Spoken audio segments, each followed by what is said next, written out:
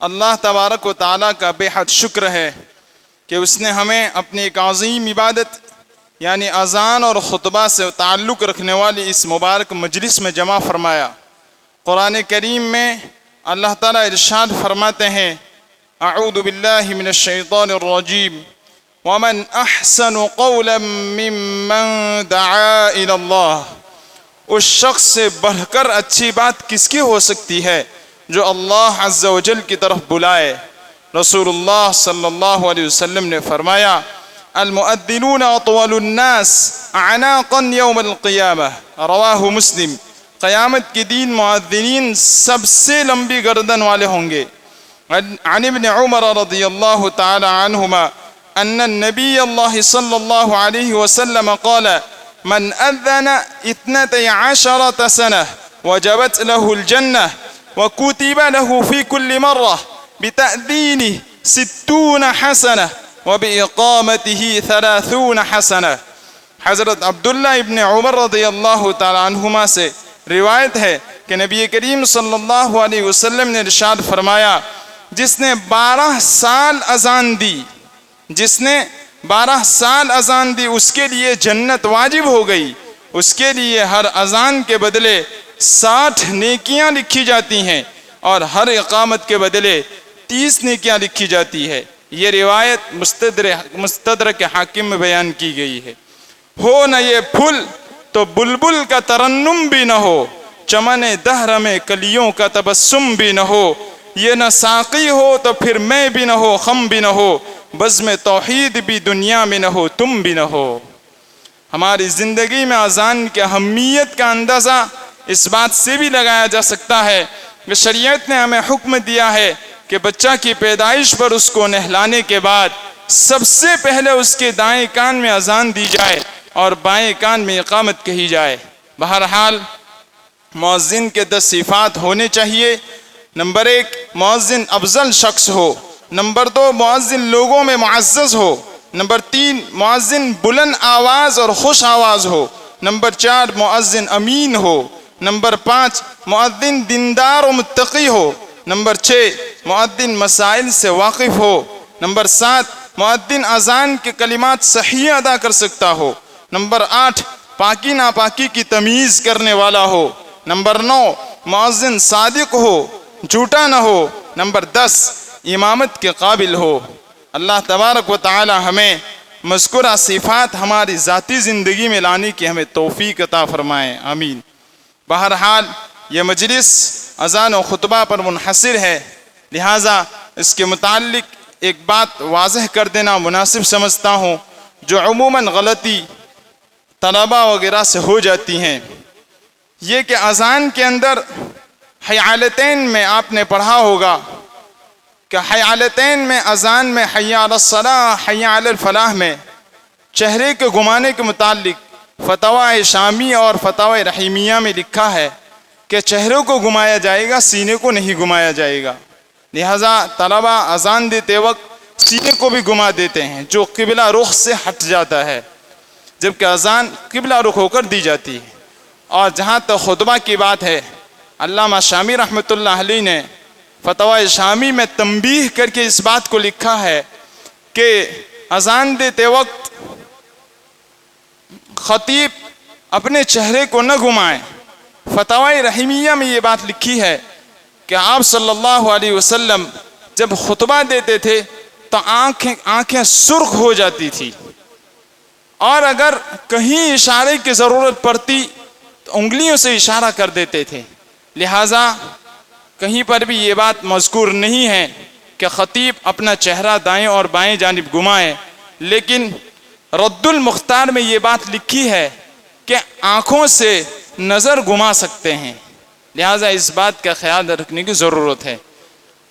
اب بلا کسی تاخیر اس مجلس کا آغاز کرتے ہیں، تو اذان کے لیے ہم دعوت دیتے ہیں مصاحب نمبر 1 محمود الحسن آسام کو، وہ آئیں اور مقام کرد میں اذان پڑھ سنائیں۔ اللہ اکبر اللہ اکبر اللہ اکبر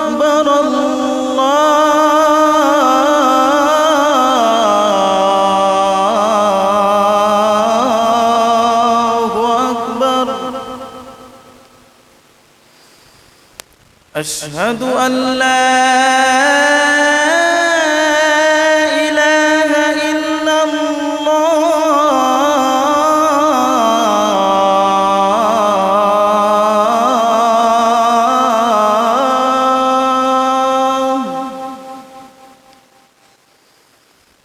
أشهد أن لا إله إلا الله.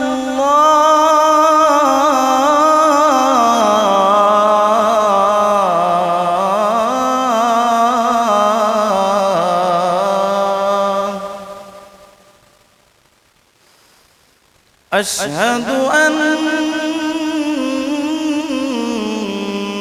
محمد رسول الله.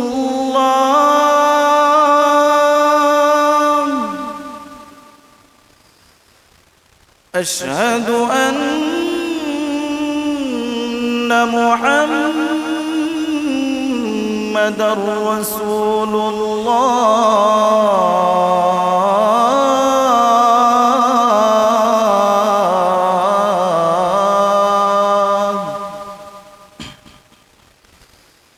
حي على الصلاة.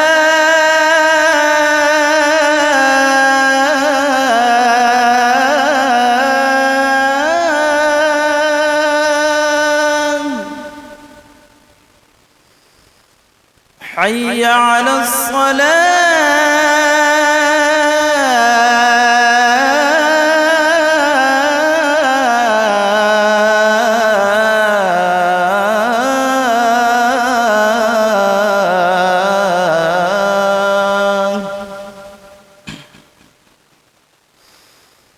حي على الفلاح.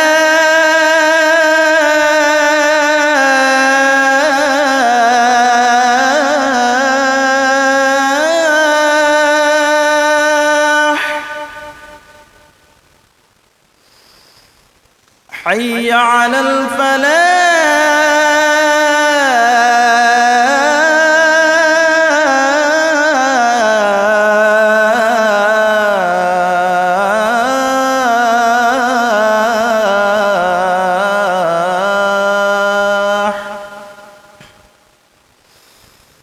الله أكبر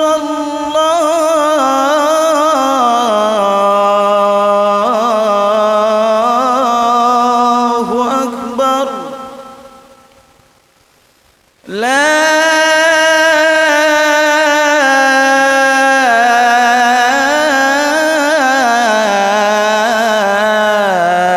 إله إلا الله.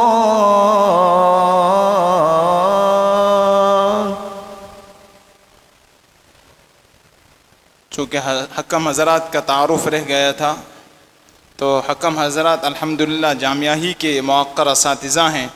اذان میں قاری الطاف صاحب دامت برکاتہم اور قاری وسیم صاحب اور قاری عبدالرحمن صاحب یہ تینوں حکم حضرات اذان کی فرا میں رہیں گے.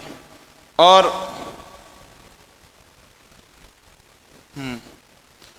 الحمدللہ یہ تینوں حضرات لہجات وغیرہ میں صحت الفاظ وغیرہ میں اچھی خاصی مہارت رکھتے ہیں. اور اسی طرح خطبے کی فرا میں فرع رابع میں مفتی اویس صاحب اور قاری الطاف صاحب جو اذان کی فرا میں بھی ہیں یہ خطبہ کی فرا میں بھی رہیں گے. اور قاری ساجد صاحب یہ بھی ماشاءاللہ اچھی خاصی مہارت رکھتے ہیں. اللہ تعالیٰ ان سب کا یہاں آنا اور وقت دینا قبول فرمائیں. اب ہم فرع رابع خطبہ میں مصاحب نمبر 1 طلحہ MP کو دعوت دیتے ہیں کہ وہ الخوف والرجاء کے عنوان پر خطبہ پیش فرمائیں. الحمد لله المرجو لطفه وثوابه المخوف قهره وعقابه الذي عمر قلوب أوليائه بروح رجائه وضرب بسياط التخويف وزجره العنيف وجوه المعرضين عن حضرته إلى دار ثوابه وكرامته، وقادهم بسلاسل العنف وأزمة اللطف إلى جنته. وأشهد أن لا إله إلا الله وحده لا شريك له، وأشهد أن محمدًا عبده ورسوله سيد أنبيائه وخير خليقته، صلى الله عليه وعلى آله وأصحابه وعترته. أما بعد، فإن الرجاء والخوف جناحان بهما يطير المقربون إلى كل مقام محمود، ومطيتان بهما يقطع من طريق الآخرة كل عقبة كؤود. النصوص منهما مشحونة منفردة ومقرونة، فقد قال الله تعالى: ويرجون رحمته ويخافون عذابه. وقال تعالى: يدعون ربهم خوفا وطمعا. وقال تعالى: إنهم كانوا يسارعون في الخيرات ويدعوننا رغبا ورهبا. وقال تعالى: وإن ربك لذو مغفرة للناس على ظلمهم وإن ربك لشديد العقاب. وقال رسول الله صلى الله عليه وسلم: لو يعلم المؤمن ما عند الله من العقوبة ما طمع بجنته أحد، ولو يعلم الكافر ما عند الله من الرحمة ما قنط من جنته أحد. ودخل عليه الصلاة والسلام على شاب وهو في الموت فقال: كيف تجدك؟ قال: والله يا رسول الله إني أرجو الله وإني أخاف ذنوبي. فقال صلى الله عليه وسلم: لا يجتمعان في قلب عبد في مثل هذا الموطن إلا أعطاه الله ما يرجو وآمنه مما يخاف.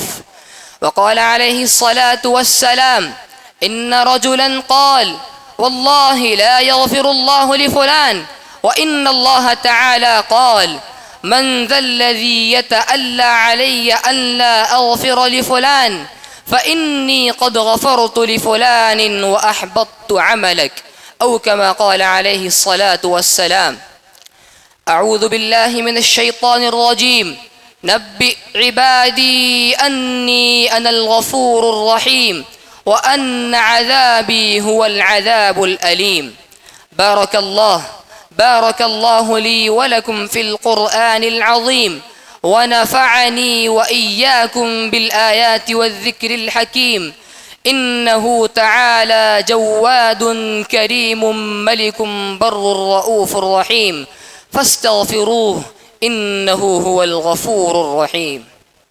اب فرض ثالث اذان میں مساہم نمبر 2 انس آکولا مقام رست میں اذان پر سنائیں۔ اللہ اکبر اللہ اکبر اللہ اکبر اللہ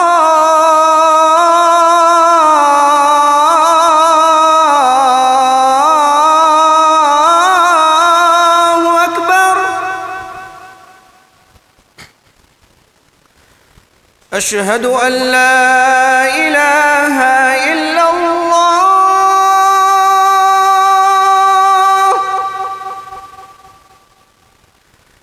اشہد ان لا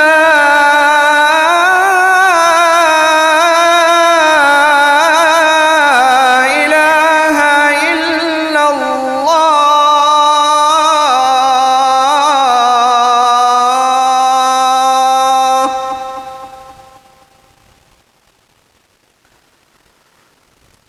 اشہد ان محمد رسول اللہ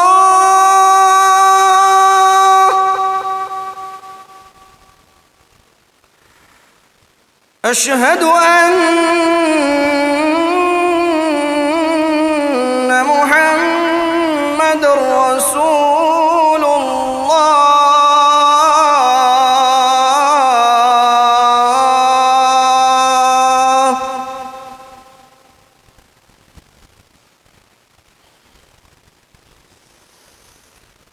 حي على الصلاة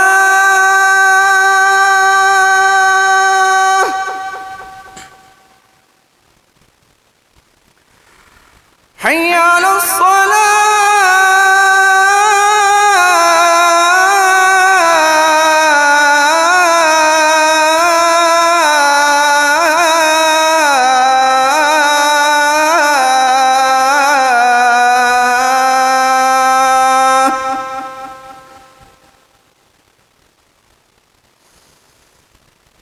حي على الفلاح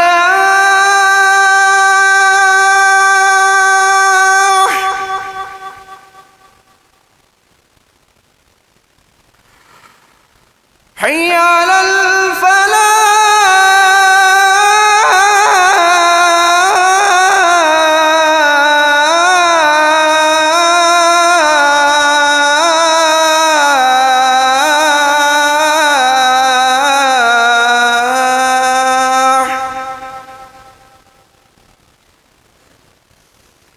الله أكبر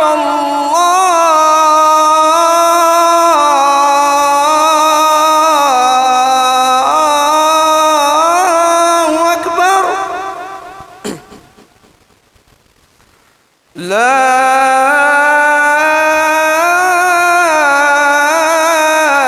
إله إلا الله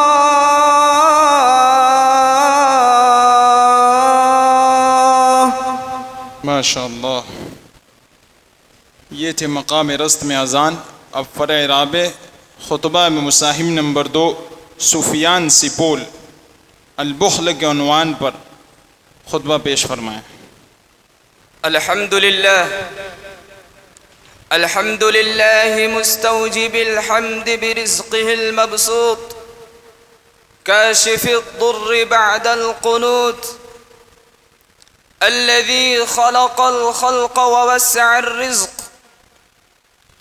وأفاض على العالمين أصناف الأموال وابتلاهم فيها بتقليب الأحوال كل ذلك ليبلوهم أيهم أحسن عملا وينظر أيهم آثر الدنيا على الآخرة بدلا وأشهد أن لا إله إلا الله وحده لا شريك له وأشهد أن محمدًا عبده ورسوله الذي نسخ بملته مللا وطوى بشريعته أديانا ونحلا صلى الله عليه وعلى آله وأصحابه الذين سلكوا سبل ربهم ذللا وسلم تسليما كثيرا. أما بعد فقد قال الله تعالى يا أيها الذين آمنوا لا تلهكم أموالكم ولا أولادكم عن ذكر الله ومن يفعل ذلك فأولئك هم الخاسرون. وقال تعالى الذين يبخلون ويأمرون الناس بالبخل ويكتمون ما آتاهم الله من فضله. وقال رسول الله صلى الله عليه وسلم يقول ابن آدم مالي مالي وهل لك يا ابن آدم من مالك إلا ما أكلت فأفنيت أو لبست فأبليت أو تصدقت فأمضيت.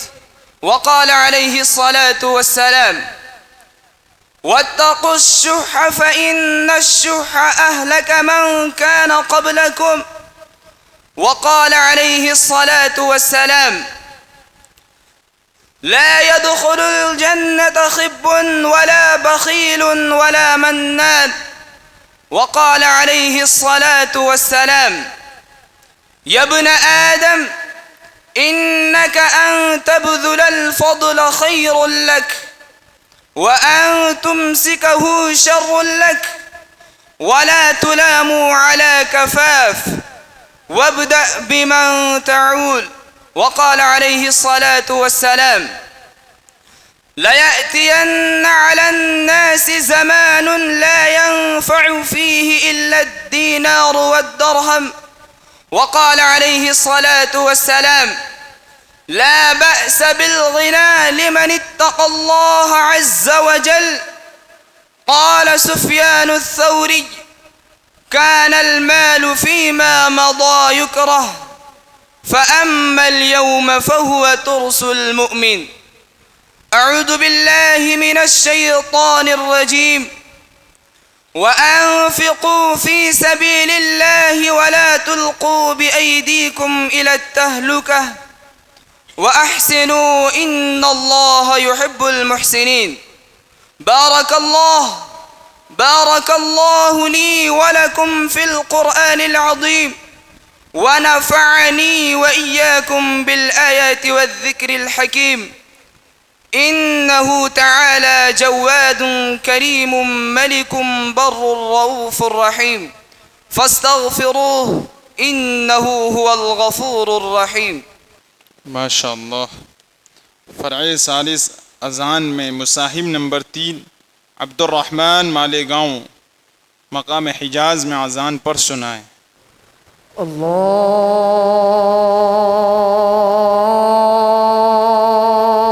اکبر اللہ اکبر اللہ اکبر اللہ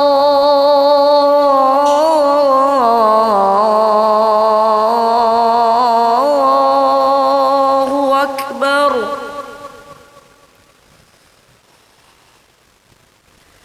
أشهد أن لا إله إلا الله.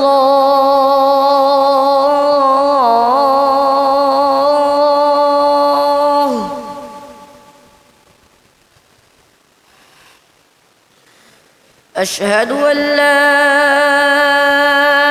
إله إلا الله.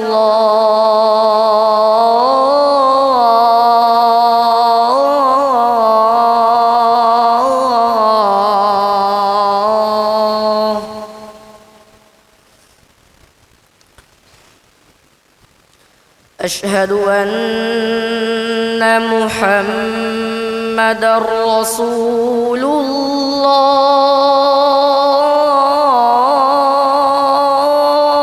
الله.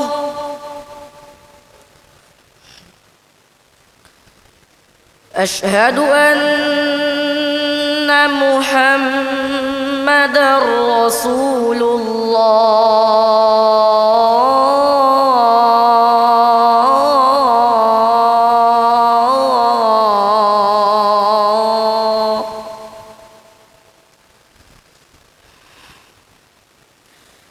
حي على الصلاة.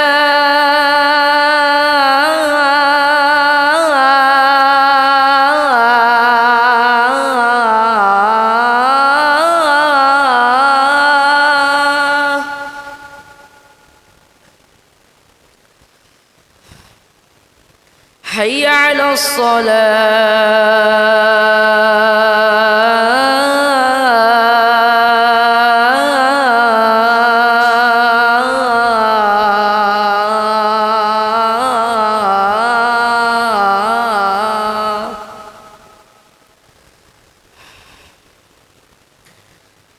حي على الفلاح.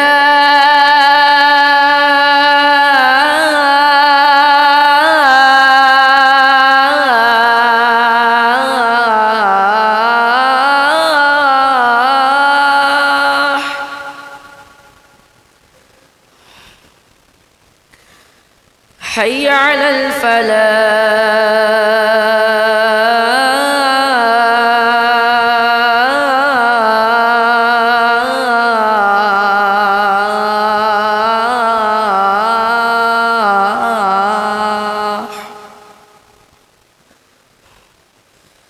الله أكبر الله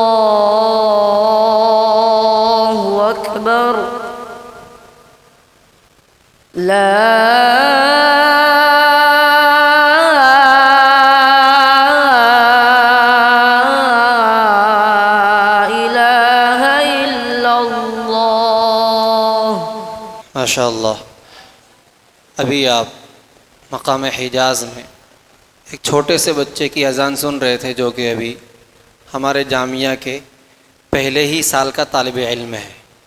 اللہ تعالیٰ موصوف کو مزید محنت کی توفیق بخشے اور ان کی اذان کو اللہ ایسی قبولیت عطا فرمائے کہ ایسی ان کی اذان کے ذریعے سے ان کے علاقے میں اور ہمارے انقلاب میں انقلاب اللہ برپا کر دے.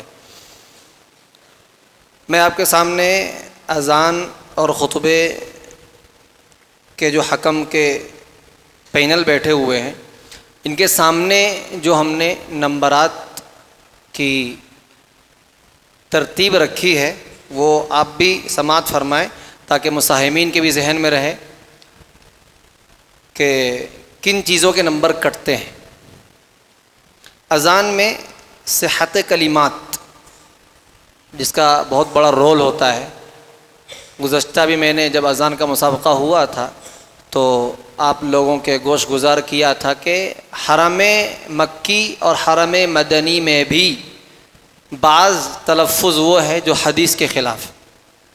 ہاں ترمذی شریف کی روایت میں نے پیش کی تھی کہ جس کا مفہوم ہے کہ اذان و تکبیر و جزم، اللہ اکبر اصل تو یہ ہے، لیکن علماء نے اس کے وصل میں فتحہ کی اجازت تو دی ہے. یعنی اس کا مطلب یہ ہوا کہ اذان اور تکبیر میں اللہ اکبر ہے ہی نہیں. بات سمجھ میں آئی آپ کو؟ اب اگر کوئی اللہ اکبر سمجھ کر وصل کرتے ہوئے اللہ اکبر اللہ کرتا ہے، چاہے وہ حرم مکی میں کرے گا تب بھی غلط ہے. بات سمجھ میں آئی آپ کو؟ تو اسی لیے ہمارے یہاں جو اذان ہم دے رہے ہیں ہم شریعت کے پابند ہیں. ہمارے سامنے قرآن اور حدیث ہے. حرمین کی اذانوں سے ہم اچھی چیزیں لیں گے، جو ان کے اندر غلط ہم نہیں لیں گے. جیسے بعض حرمین کی اذان کے مؤذنین میں آپ کو ملے گا اللہ اکبر کھینچتے ہیں لہجہ کو بنانے کے لیے. اکبر کے حمزہ کو کھینچنے کو علماء نے حرام لکھا ہے، لیکن وہ کرتے ہیں. بہرحال تو ہمیں ان چیزوں کو نہیں لینا. تو صحت کلمات کا بڑا اہم رول ہے اذان میں. تو اس کا آپ آئندہ بھی ہمیشہ خیال رکھیں. جب بھی آپ اذان مشق کریں تو اپنے اساتذہ سے ضرور رجوع کریں کہ اس میں کیا صحیح کیا غلط ہے. لہجے کے 50 نمبر ہیں، اس کا بھی آپ خیال رکھیں. چونکہ اذان میں سب سے بڑی چیز ہے خوشنمائی، جاذب ہو. اذان اتنی خوبصورت ہو کہ لوگ آپ کی اذان سن کر نماز کی طرف چلے آئیں. بہت ساری ویڈیوز، اب تو سوشل میڈیا کا دور ہے، بہت سارے غیر جو عیسائی ہیں کرسچن ہیں کوئی اچھی اذان جب سنتے تو رو پڑتے ہیں. جاذب اذان سن کر وہ رونے لگتے ہیں. وہ کہتے ہیں ہمیں پتہ نہیں ہے کیا ہے، لیکن جو بھی ہے دل کو بہت سکون دے رہی. اللہ تعالیٰ ہمیں ایسی اذان دینے کی توفیق عطا فرمائے. حسن صوت کا بھی بڑا دخل ہے. اچھی آواز میں جب اذان دی جاتی ہے تو اذان اور بھلی لگتی ہے. اس کے 10 نمبر ہیں. اور ہمت و جرت کے ساتھ اذان دینا یہ بھی بڑی بات ہے، اس کے بھی 10 نمبر ہیں. خطبے میں اسی طریقے سے، چونکہ خطبہ جب آپ دے رہے ہیں تو آپ جب بھولیں گے تو اس سے خطبے کا تأثر کم ہو جاتا ہے. اسی لیے ہم نے حفظ خطبہ کے 40 نمبر رکھے ہیں. اور بعض مرتبہ خطبہ بہت اچھا یاد ہے، پانی کی طرح یاد ہے، لیکن صحت تلفظ نہیں ہوتا. عربی انداز میں خطبہ ہو. ہمارے یہاں بہت سارے خطیب جمعہ میں خطبہ دیتے، ایسا لگتا ہے سن کے لگ جائے گا کہ کوئی عجمی خطیب ہے، لیکن کوئی عربی اب سنیں حرمین کے خطبہ، اس کا انداز عربی ہوتا ہے. تو صحت تلفظ اس میں جو ضا ہے ضاد ہے وہ ضاد ادا ہو. ہاں بہت سارے طلبہ اس میں کوتاہی کرتے ہیں. وہ سمجھتے ہیں جیسے ہم نور الازار قدوری کی عبارت پڑھتے ہیں ویسے خطبہ میں چل جائے گا. خطبہ عربی ہونا صحت تلفظ، اسی لیے اس کا نمبر 30 ہے. اور اس میں بھی اسلوب القاء کہ جو آپ خطبہ پیش کر رہے ہیں اس کا معنی بھی ادا آپ کے انداز سے ہو رہا ہے یا نہیں. تو اس کے بھی نمبر ہیں. 20 نمبر اسلوب القاء کے رکھے گئے ہیں اور ہمت و جرت کے 10 نمبر. اس طریقے سے اذان میں بھی 100 نمبر اور خطبے کے بھی 100 نمبر آپ کو انشاءاللہ، آپ ان میں سے جن نمبرات کے مستحق ہوں گے انشاءاللہ حکم حضرات آپ کو عدل کے ساتھ اور انصاف کے ساتھ وہ نمبرات آپ کے حوالے کریں گے انشاءاللہ. اب آئیے ایک وضاحت کر دوں. ویسے ہمارا آج کا ٹارگیٹ 10 طلبہ کا تھا، 5 اذان کا 5 خطبے کا، لیکن آپ کے صبر کو بھی ہم دیکھ رہے ہیں. اب 10 کے بجائے ہم 8 پر اکتفا کریں گے. اس کے بعد ایک خطبہ ہے اور اس کے بعد اذان، ایک خطبہ. 10 منٹ آپ کے اور چاہیے، دیں گے انشاءاللہ. یہ موقع ہمارے پاس بار بار نہیں آتے، تو ایسے موقعوں سے بے چین ہونا، بے صبر ہونا یہ اچھی بات نہیں ہے. تھوڑا صبر کریں انشاءاللہ. اور صبر کرنے والوں کا اجر کس کے پاس ہے؟ کس کے پاس ہے اور کیسا ہے؟ انما یوفی الصابرون اجرہم بغیر حساب چاہیے نا اللہ سے، تو صبر کر لیجئے 10 سے 12 منٹ اور انشاءاللہ. اب اس کے بعد میں فرع رابع خطبے کے اگلے مساہم نمبر 3 عمر کشمیر متعلم عربی سوم کو دعوت اسٹیج دیتا ہوں. موصوف ڈائز پر تشریف لائیں اور النفس و تزکیہ کے عنوان پر اپنا وقیع خطبہ پیش فرمائیں. عمر کشمیر آپ کے سامنے. الحمد لله القائم على كل نفس بما كسبت، الرقيب على كل جارحة بما اجترحت، وأشهد أن لا إله إلا الله وحده لا شريك له، وأشهد أن سيدنا ومولانا محمدًا عبده ورسوله صلى الله عليه وعلى آله سادة الأصفياء، وعلى أصحابه قادة الأتقياء. أما بعد، فإن رح النجاة تدور على الأعمال، ولا يعتد بالأعمال إلا بالمواظبة عليها وعلى حقوقها، وهو المرابطة. ولا يتم هذه المواظبة والمرابطة إلا بإلزام النفس الأعمال أولا، وهو المشارطة، ثم ملاحظة هذه المشارطة كل وقت ثانيا، وهو المراقبة، ثم الاحتساب على النفس في وقت خاص أنها وفت الشرط أم لا، ثالثا وهو المحاسبة، ثم علاجها بمشقة تصلحها إذا لم تف بالشرط، رابعا وهو المعاقبة، ثم تأديبها بفنون من الوظائف الثقيلة جبرا لما فات منها إذا رآها توانت، خامسا وهو المجاهدة، ثم توبيخها والعزل عليها إذا استعصت وحملها على التلافي، سادسا وهو المعاتبة. ويرجع الجميع إلى عدم إهمالها لحظة فتجمع وتشرد، والنصوص مشحونة منه، فانظر ما يسرد. قال الله تعالى: يعلم خائنة الأعين وما تخفي الصدور. وقال تعالى: وأما من خاف مقام ربه ونهى النفس عن الهوى فإن الجنة هي المأوى. وقال تعالى: ومن أضل ممن اتبع هواه. وعن أسلم أن عمر دخل على أبي بكر الصديق رضي الله عنه وهو يجبذ لسانه، فقال له عمر: مه، غفر الله لك. فقال أبو بكر: إن هذا أوردني الموارد.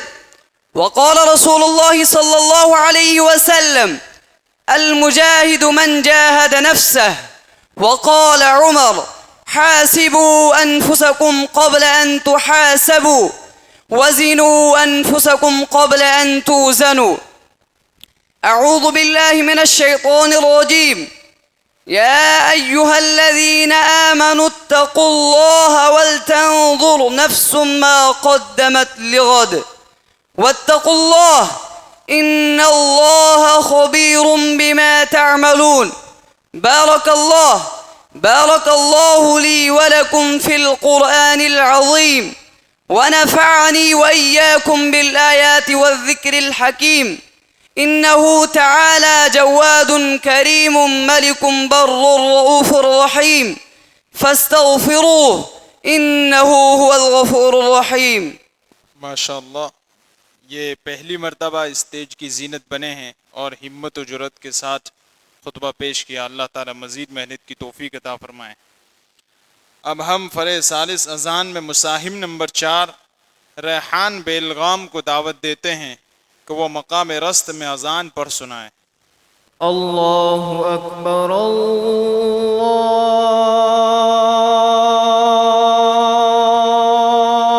اللہ اکبر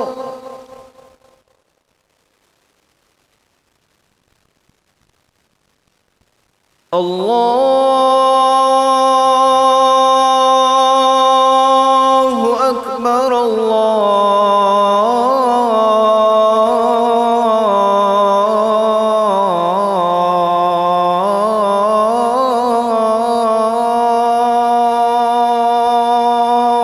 اکبر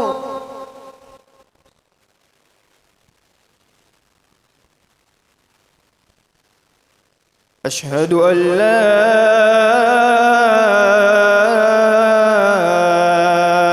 إله إلا الله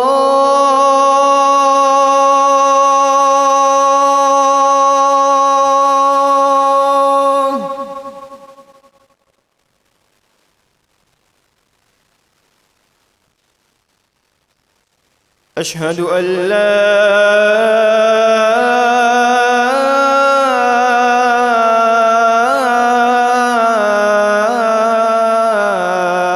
إله إلا الله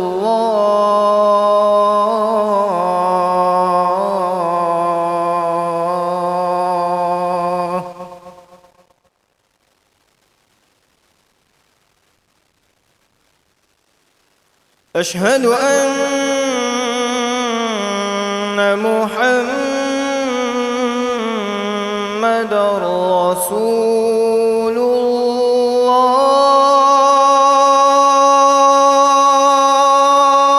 الله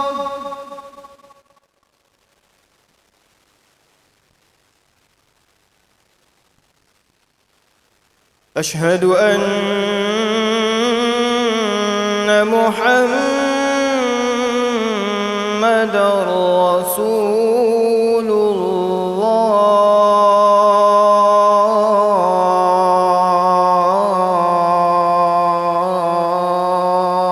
الله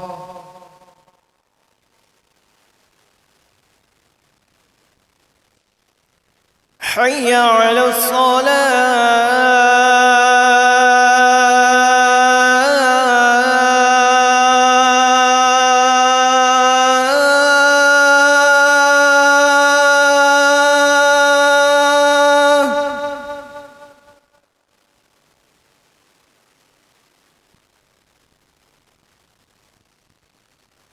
حي على الصلاة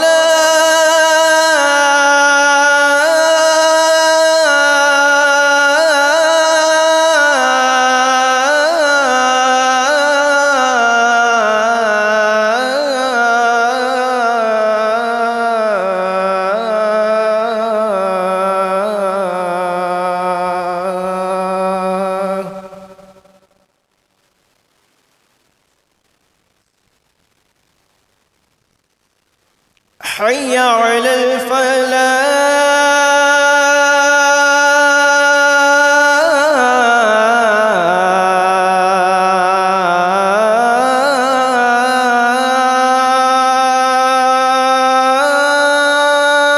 الفلاح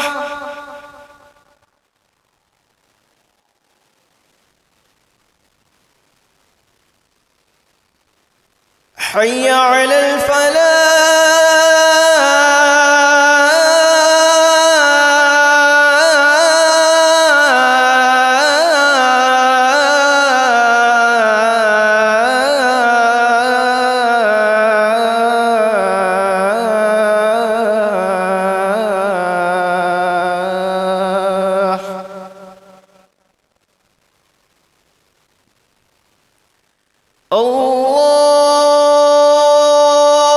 الله أكبر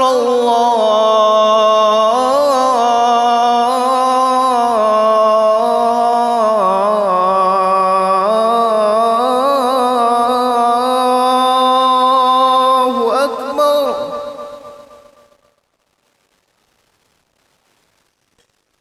لا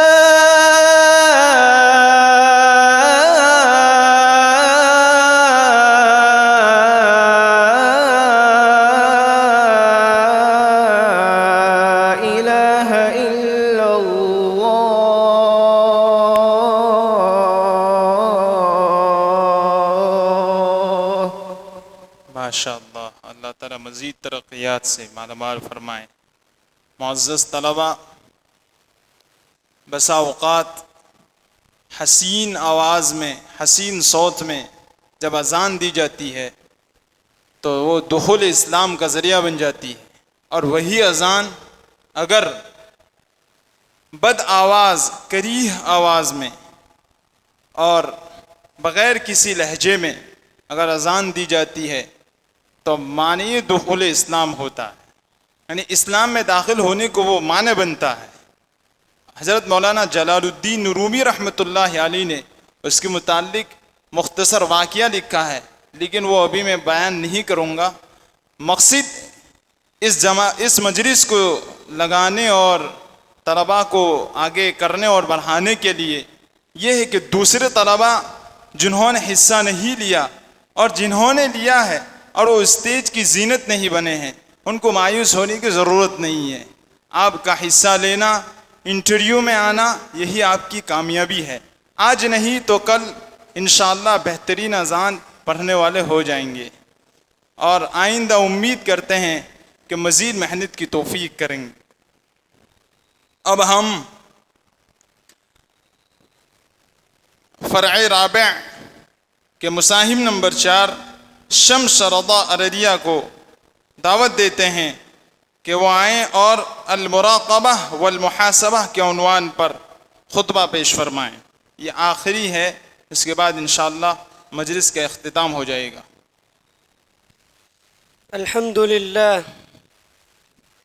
الحمد لله القائم على كل نفس بما كسبت، الرقيب على كل جارحة بما اجترحت، وأشهد أن لا إله إلا الله وحده لا شريك له، وأشهد أن سيدنا ومولانا محمدًا عبده ورسوله سيد الأنبياء صلى الله عليه وعلى آله سادة الأصفياء، وعلى أصحابه قادة الأتقياء. أما بعد، فإن رحى النجاة تدور على الأعمال، ولا يعتد بالأعمال إلا بالمواظبة عليها وعلى حقوقها، وهو المرابطة.